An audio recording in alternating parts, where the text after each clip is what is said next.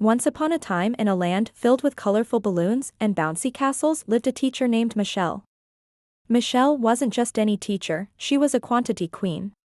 Michelle smiled mysteriously and said, "Well, you'll have to discover that for yourself." The students looked at each other, eager to begin their adventure. One day she gathered her students, a group of curious kids, and announced, "Today we're going on a quantity quest." The kids gasped in amazement as they saw the numbers lined up. They could use objects like blocks or fingers to show quantities too. When you're baking a cake, she said, you need to understand the quantity of ingredients to make it correctly. The students thought about that for a moment. Then they started giving examples. Like if the recipe needs 2 cups of flour and you only have 1 cup, the cake might not turn out right, said one student.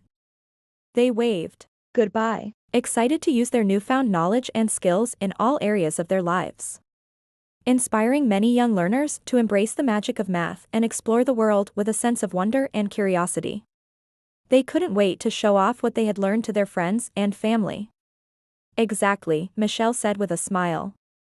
Understanding quantity helps us in so many things, like counting money, measuring ingredients, and even dividing our snacks fairly among our friends. This was a revelation for the kids. They realized that quantities can be represented in many ways. It's not just about the numbers. Michelle pointed to the numbers. Look, here's 3 and here's 5. Which number is less than? The kids looked carefully at the number line. 3 is less than 5, they said confidently. Then they played a fun quantity race, seeing who could identify the largest and smallest quantities the fastest. It's about making sense of the world around them. They could compare, order, and represent quantities in many different ways. It's a skill that helps us in everyday life, from baking cakes to sharing our toys with friends. Michelle nodded, pleased with their understanding. She then asked them to hop along the number line from 3 to 5. As they hopped, they realized that moving to the right meant increasing the quantity. So 5 was more than 3. They also learned that as you move to the left on the number line, the quantity becomes less. This helped them understand that numbers increase as you move along the line. And with that, they learned that quantities can be shown in different ways. The quest was to discover all the wonderful things you can do when you understand quantity.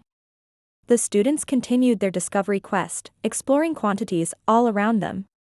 They compared the number of bouncy balls, crayons, and even the number of clouds floating in the sky.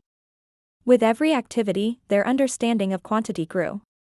The students gasped in excitement and asked, "What kind of things?" Their first stop on this exciting quest was comparing quantities.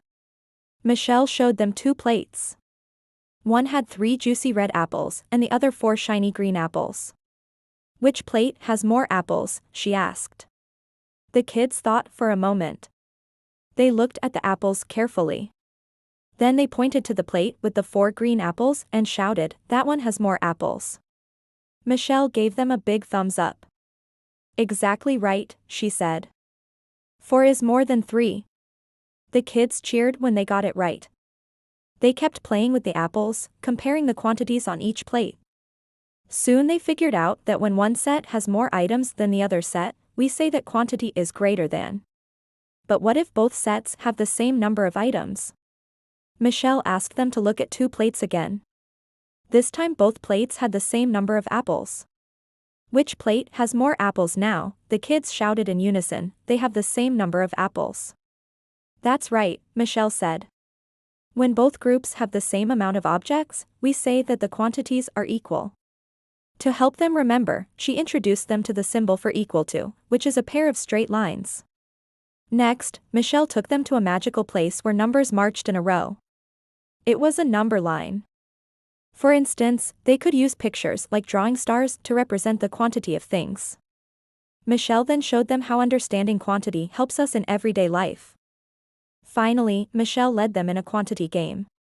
She held up flashcards with different quantities of objects and the kids enthusiastically compared and ordered them. As the day came to an end, the students realized that understanding quantity wasn't just about numbers. With their quest complete, the students thanked Michelle, the quantity queen, for helping them discover the wonders of understanding quantity. And so the tale of Michelle, the quantity queen, and her class's quantity quest became a legend in the school. This video was creatively created by Creativo Solutions with the use of artificial intelligence. See you in the next video.